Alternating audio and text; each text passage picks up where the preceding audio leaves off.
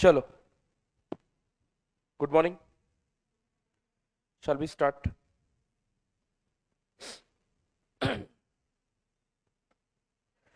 कौन से क्वेश्चंस बाकी है जरा बताओगे प्लीज?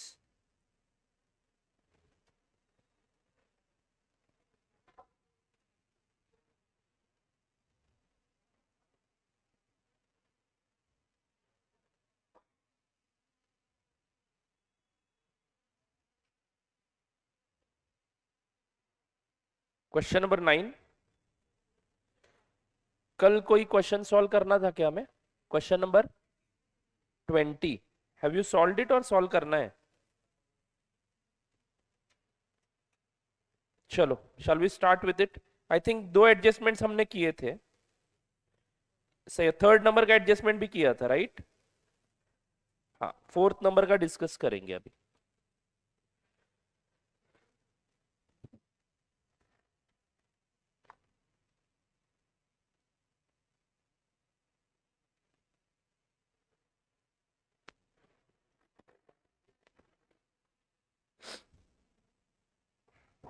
हाँ, 3 नंबर का एडजस्टमेंट कंप्लीटेड है ना? 70,000 प्लस 3,000 माइनस, नहीं उल्टा बोल रहा हूं क्या? 70,000 माइनस 3,000 प्लस 4,000, क्या करना था हमें? वो ऐड करना था। Is it right? ये कल के लेक्चर में हमने डिस्कस किया हुआ था। अब आगे बढ़ते हैं।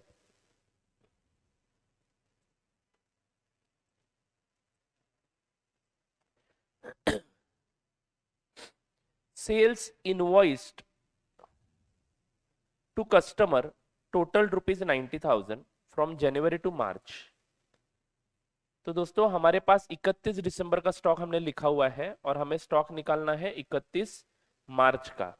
Sales during January to March 2018 90,000 का टोटल हुआ है। Of this ₹5,000 related to goods dispatched before 31 December 2017। तो जिसमें से 5,000 रुपए का जो सेल है वो किससे रिलेटेड है? उसके जो गुड्स है वो डिस्पैच किए थे 31 दिसंबर 2017 में, बट सेल का बिल बनाया गया है जनवरी टू मार्च 2018 में, यानी अकाउंटिंग की है जनवरी मार्च 2018 के भीतर, लेकिन गुड्स डिस्पैच हुए थे 31 दिसंबर 2017 के पहले। तो बेसिक सवाल यह है कि हमने जिस स्टॉक को लेके शुरुआत की है जो कि 31 दिसंबर का स्टॉक है 80,000 रुपए का, क्या उसमें ये 5,000 रुपए का स्टॉक इंक्लूडेड है? आंसर इज नो, क्योंकि गुड्स उसके पहले ही चले गए हैं, मतलब वहां पे 80,000 में वो गुड्स इंक्लूडेड नहीं है। ओके, आगे बढ़ता हूं। बट हमारे 90,000 के सेल्स फिगर में ये 5,000 रुपए के गुड्स है। समझ में आ रहा है? तो एक्चुअली सेल कितने का हुआ आफ्टर 31 दिसंबर? 85,000 का हुआ। तो 90,000 माइनस 5,000 करना है। And goods dispatch to a customer before 31 December 2018 but invoiced in April 2018 total ₹4,000। तो ये 4,000 का गुड्स 31 मार्च के पहले ही डिस्पैच हुआ है। इसका मतलब जो हमारा 80,000 का स्टॉक है उसमें से 4,000 रुपए के गुड्स और चले गए बाहर 31 मार्च के पहले। तो 31 के स्टॉक में ये 4,000 नहीं दिखने चाहिए, तो हमें क्या करना पड़ेगा? 90,000 के सेल में ये सेल ऐड करके लेना पड़ेगा। तो 90,000 माइनस 5,000 प्लस 4,000 कितना आता है? 89,000। 89,000 इज द सेल वैल्यू जो हमें एडजस्ट करनी है। लेस करना है या ऐड करना है? लेस करना है, बराबर है ना? क्योंकि 31 दिसंबर का स्टॉक हमारे पास है, उसमें से ये गुड्स बेच दिए तो कम हो जाएगा स्टॉक, तो लेस करना है। सेल करने से स्टॉक कम होता है। हम आगे का स्टॉक लेते तो ये ऐड करना है हमें। हम अभी पीछे का स्टॉक लेके चल चल रहे हैं ना आगे, तो जो स्टॉक है उसमें से स्टॉक कम हो जाएगा। ठीक है, तो लिखा है या लिखना है? लिखा है आपने? ओके, जिन्होंने नहीं लिखा वो लिखेंगे। Next item, less cost of goods sold during January to March 18। Cost of goods sold during January to March 18।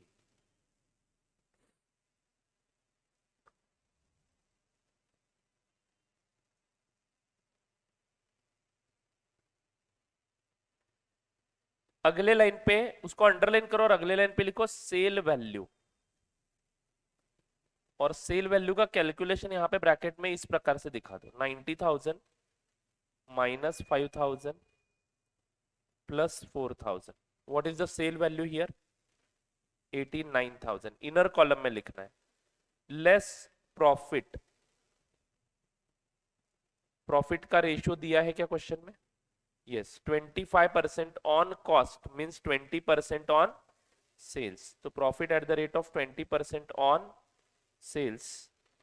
89,000 का 20%, 17,800. 71,200 लेस होगा. Is this right? चलो आगे बढ़ते हैं. 4 नंबर का एडजस्टमेंट इज डन. 5 नंबर का adjustment. During the final quarter credit notes at invoice value of ₹1,000 has been issued to customer. दोस्तों क्रेडिट नोट आपको समझ में नहीं आएगा, कस्टमर तो समझ में आएगा ना. कस्टमर यानी जिनको हम गुड्स बेचते हैं. जब हम कस्टमर को गुड्स बेचते हैं तो क्या एंट्री मारते हैं? Debtors account debit to sales account. अब उस डेटर को हमने क्रेडिट किया है ये बताना मतलब क्रेडिट नोट इशू करना. उस डेटर को आप क्रेडिट कब करोगे?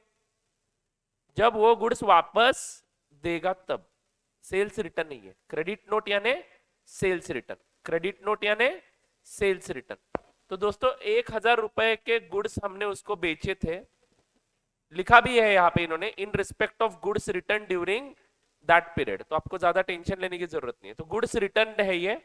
क्रेडिट नोट क्यों बोला जाता है उसका मैं एक्सप्लेनेशन दे रहा हूं. आप उस सेल्स रिटर्न की एंट्री क्या मारते हो?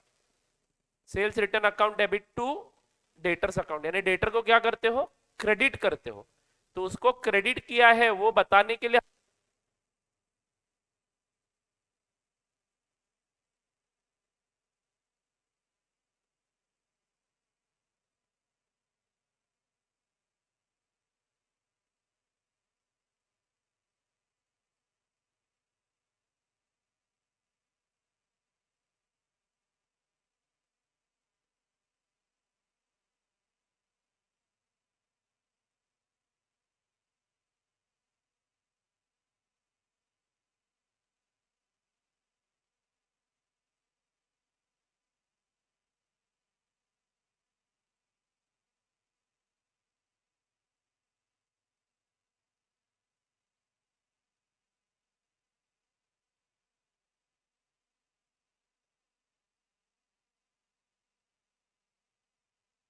हाँ जी. तो I hope you got the meaning of credit note. Okay. 1,000 रुपए की उसकी इनवॉइस वैल्यू है मतलब sale value. Gross margin earn कितना है? 20% ऑन सेल वैल्यू. यानी सेल्स रिटर्न कितने का है? 1,000 माइनस 80% 200. तो ये लास्ट क्वार्टर में हुआ है. सेल्स रिटर्न आया है तो 31 मार्च के स्टॉक में ये होना चाहिए क्या? यस. तो हमें क्या करना है? ये ऐड करना है. तो लिखेंगे add cost of sales return. Cost of sales return.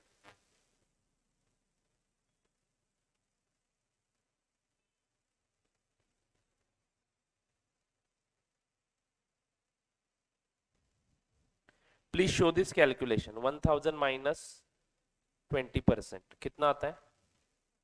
800. बात खत्म. चलो इन सबको एडलेस करके फाइनली स्टॉक ऑन 31 मार्च 18 मिल जाएगा. तो लास्ट लाइन पे लिखेंगे value of stock on 31 March 2018. How much it is? 79,800. Is everyone getting this number?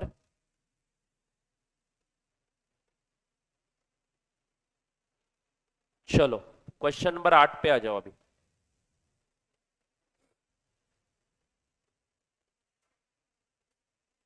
कौन से क्वेश्चन बाकी? अभी 8, 9 एंड 14. बस इतना ही है ना बाकी? 8, 9 एंड 14. चलो कोई दिक्कत नहीं. Come to question number 8. Shall we start?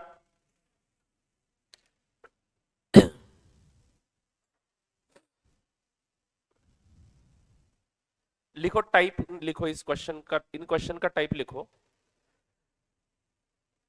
Calculation of stock. Calculation of closing stock as a hidden figure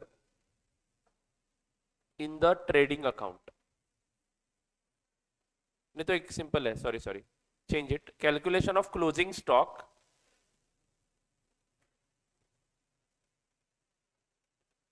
by preparing trading account लिखो, by preparing trading account wherein profit information is available, wherein profit information is available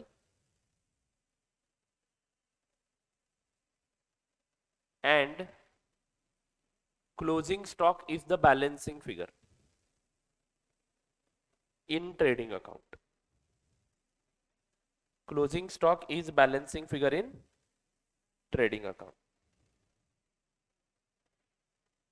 चलो read this question and try to solve it. Question number 8 read करना है, solve करना है। फिर से dictate करूं क्या? लास्ट लाइन क्या लिखा हमने? वेयर इन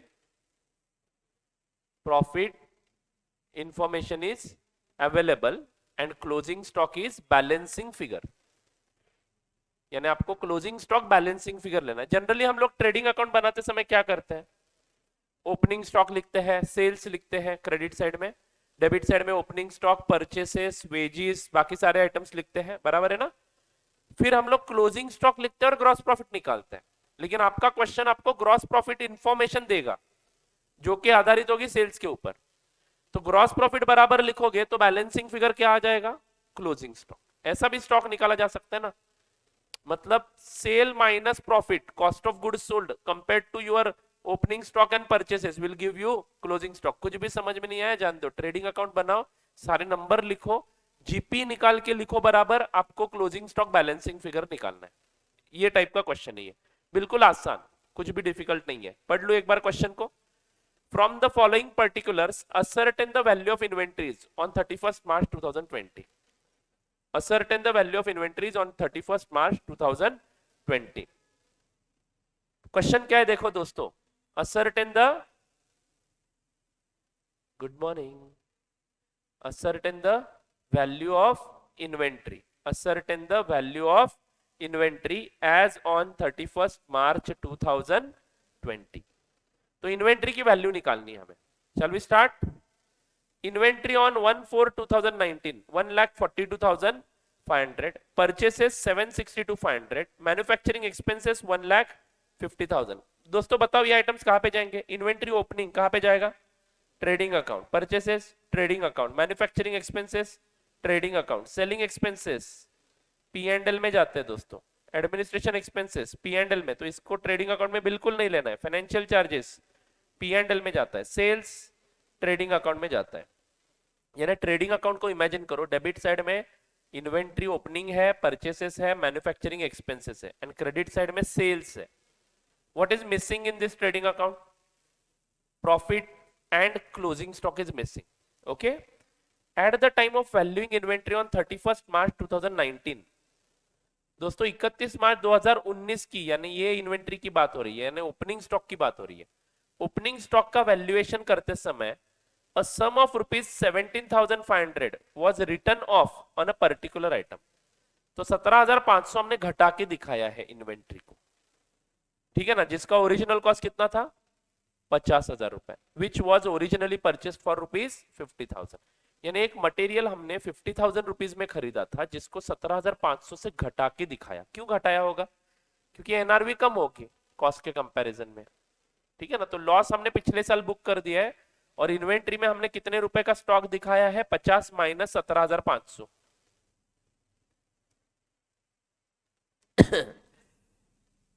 32,500 का स्टॉक दिखाया है हमने, बोलो हाँ या ना। यानी 142,500 के स्टॉक में 32,500 का स्टॉक ऐसा एडजस्टमेंट किया हुआ स्टॉक है। अरे बोलो ना दोस्तों, हाँ।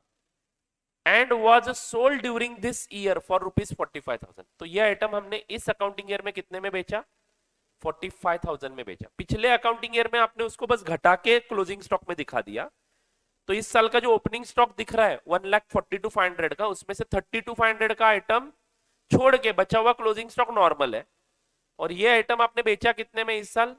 45,000 में। तो इसके ऊपर फायदा हुआ या नुकसान इस बार? पिछले साल 17,500 का लॉस दिखा है, इस साल प्रॉफिट दिखेगा। 32,500 आप बेच रहे हो कितने में?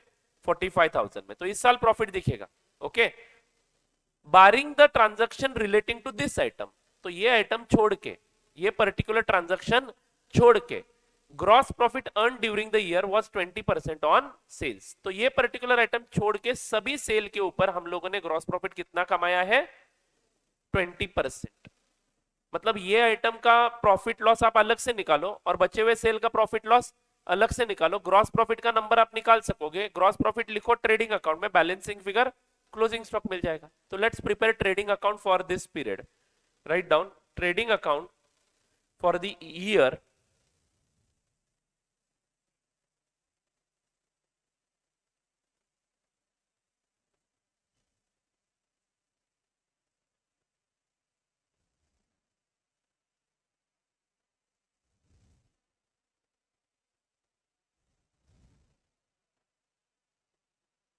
1/4/19 to 31st March 2020।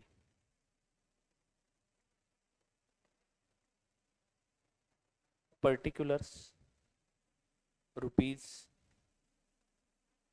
particulars rupees।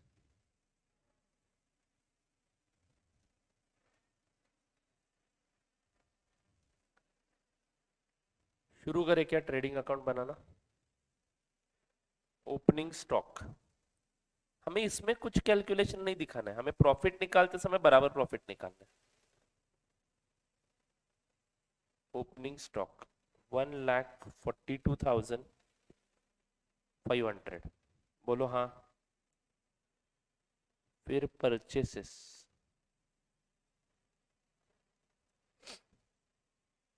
762,500।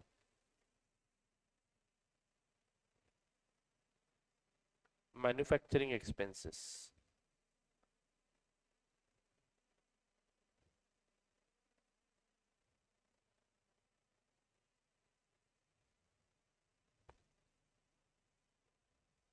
1,50,000। Selling expense, administration expense, financial charges यहाँ पे आएगा ही नहीं। By sales 12,45,000। दोस्तों अभी आपके सामने दो ऑप्शन है, एक तो क्लोजिंग स्टॉक लिखो, जीपी बैलेंसिंग फिगर आ जाए। बट आपको क्लोजिंग स्टॉक ही ढूंढना है, मतलब क्या लिखना पड़ेगा? जीपी। और उसके लिए आपको इंस्टीट्यूट ने इंफॉर्मेशन क्या दी है कि करंट पीरियड में एक ऐसा सेल हुआ है जिसके ऊपर इतना इतना प्रॉफिट कमाया है हमने, और बचे हुए सेल पे हमने कितना प्रॉफिट कमाया है? 20% ऑन सेल्स। तो अभी यहाँ पे एक 3-4 लाइन ब्लैंक छोड़ो ट्रेडिंग अकाउंट को क्लोज करने के लिए, और मुझे ये नंबर चाहिए in your working note, calculated gross profit. दोस्तों ग्रॉस प्रॉफिट कितना आता है वो बता दो। वर्किंग नोट नंबर 1 में ये कैलकुलेट करना है। तो I will write here working note number 1, calculation of gross profit. Question पढ़ो, कुछ भी करो, जीपी का नंबर बता दो, फिर हम ये बैलेंसिंग फिगर लेंगे क्लोजिंग स्टॉक की। I hope my point is very clear.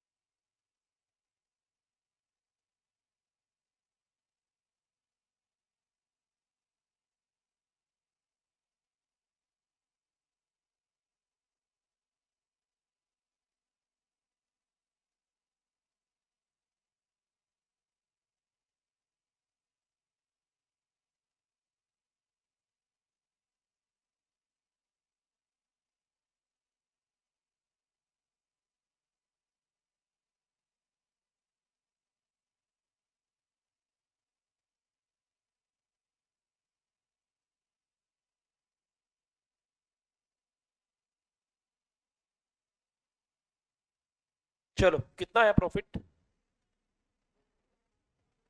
2,52,500 is right answer.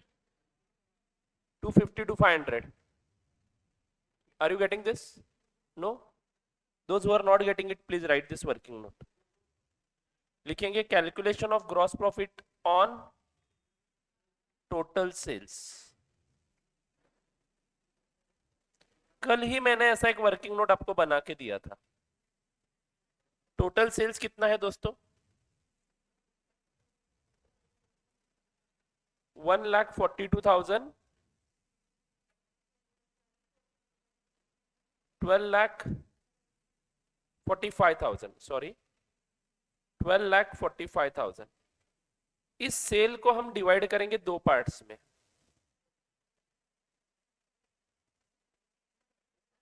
कौन से दो पार्ट्स में डिवाइड करना है?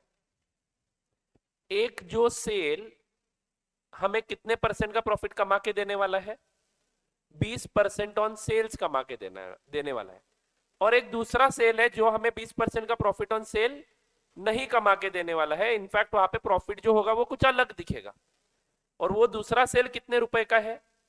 45,000 का. करंट पीरियड में सेल हुआ है जिसकी कॉस्ट 32,500 थी, बेचा 45,000 में. तो सेल वैल्यू कितनी है? 45,000. तो मैं सेल दो पार्ट में डिवाइड कर रहा हूं. पहला पार्ट है एबनॉर्मल सेल. एबनॉर्मल सेल मतलब कौन सा सेल? जिसके ऊपर मैं नॉर्मल प्रॉफिट नहीं कमा रहा हूं. एंड दूसरा पार्ट है नॉर्मल सेल. तो दोस्तों 12,45,000 में से एबनॉर्मल सेल कितने का है? 45,000. तो बचा सेल कितने रुपए का? 12 लाख रुपए का, जो एक नॉर्मल सेल है. दोस्तों ये सेल वैल्यू है. ओके, इसका कॉस्ट कितना है?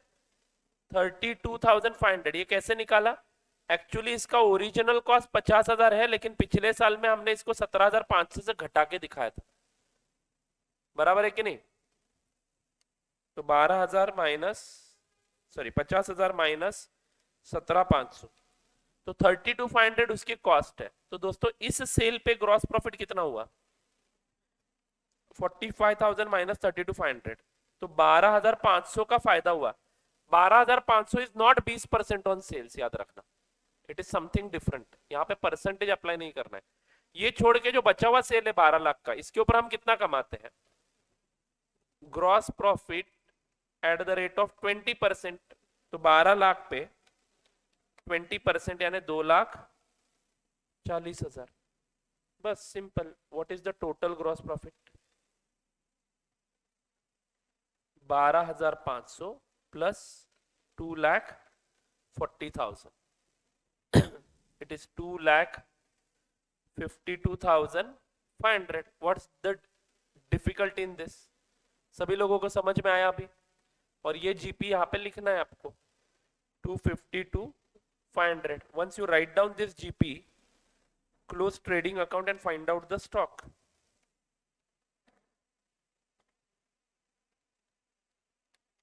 What is the total here? 13,07,500. 13,07,500 minus 12,45,000. 62,500. क्या लिखेंगे यहाँ पे? By closing stock, balancing figure. सही है क्या?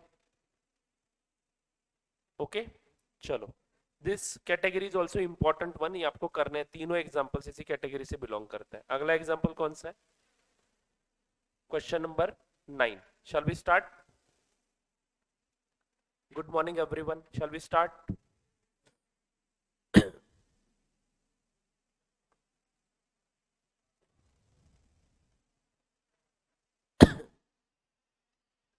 A trader prepared his accounts on 31st March each year. Due to some unavoidable reasons, no inventory taking could be possible till 15th April 2020. नहीं, ये तो पुराने वाले कैटेगरी का ही क्वेश्चन है. लास्ट क्वेश्चन कौन सा बचा है? 14. हाँ, ये वाला करते हैं पहले, सेम कैटेगरी हो जाएगी. From the following information, ascertain the value of stock on 31st March 20. Value of stock on 1419 7 lakh रुपए, purchases during this period 3460, manufacturing expenses, sales. At the time of valuing stock on 31st March 19, a sum of rupees 60,000 was written off a particular item which was originally purchased for rupees 2 lakh. तो 2 लाख में खरीदा था, पिछले साल हमने उसको 60,000 से घटाया, यानी अब वैल्यू कितनी दिख रही है? 1,40,000. 1,40,000 की वैल्यू दिख रही है अब. And was sold for rupees 1,60,000, यानी इस सेल पे कितना कमा लिया हमने? 20,000. बराबर है कि नहीं? But for the about transaction, मतलब ये ट्रांजेक्शन छोड़ के, but for the about transaction मतलब ये ऊपर वाली ट्रांजेक्शन छोड़ के, gross profit earn during the year was 25% on cost. 25% on cost मतलब 20% on selling price. Can you solve this example? चलो सॉल्व. सेम तरीके से ट्रेडिंग अकाउंट बनाओ, वर्किंग नोट 1 में प्रॉफिट का कैलकुलेशन दिखाओ, प्रॉफिट लिखो, क्लोजिंग स्टॉक बताओ.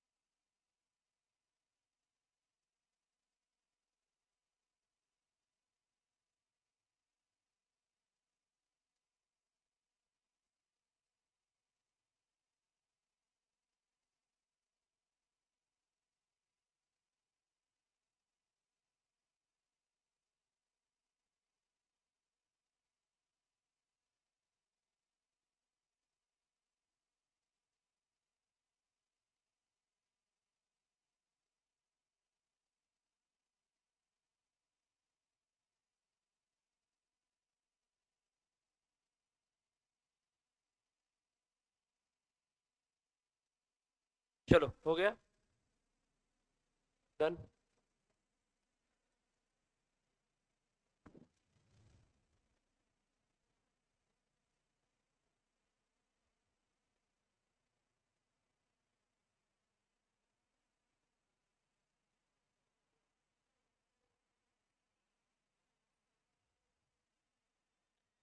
क्लोजिंग स्टॉक 6,72,000 आया क्या? ये प्रेजेंटेशन इन्होंने थोड़ा सा स्टेटमेंट फॉर्मेट में किया है, बट नेवर माइंड, आप ट्रेडिंग अकाउंट बना दो। ये आपके ट्रेडिंग अकाउंट के डेबिट साइड में पहले ओपनिंग स्टॉक दिखेगा 7 लाख, फिर परचेसेस दिखेंगे 34 lakh 60,000, manufacturing expenses 7 lakh, sale दिखेगा 52,20,000, ग्रॉस प्रॉफिट आया 10,32,000 रुपीज। Is it right? आया ना बराबर? फाइन। तो आपका क्लोजिंग स्टॉक आता है balancing figure 6,72,000। Is it clear to you? अरे बोलो। वर्किंग नोट वगैरह इन्होंने अलग से बनाया, but our format is easy to understand. Divide your total sales into 2 parts, normal and abnormal. Do you get it? Fine. अब बचा एक ही क्वेश्चन, कौन सा? Question number 9, solve here only. चलो सॉल्व इट। पहले वाली कैटेगरी थी ना, क्लोजिंग स्टॉक ढूंढना है हमें एडलेस करके, वो कैटेगरी का क्वेश्चन है। छोटा सा क्वेश्चन है, 2 मिनट में खत्म कर दोगे। Please do it.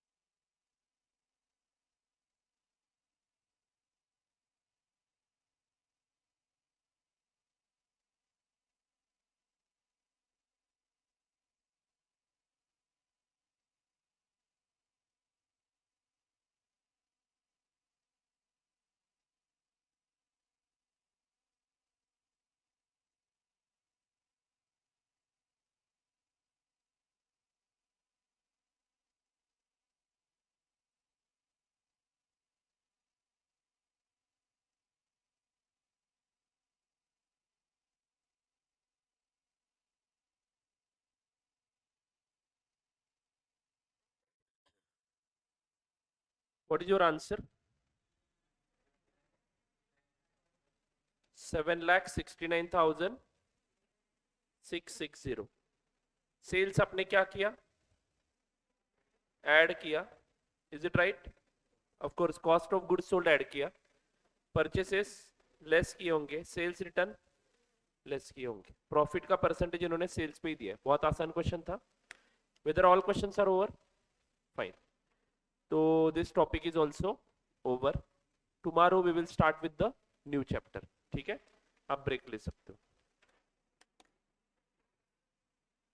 कोई क्वेश्चन बाकी तो नहीं है ना? हो गया ना?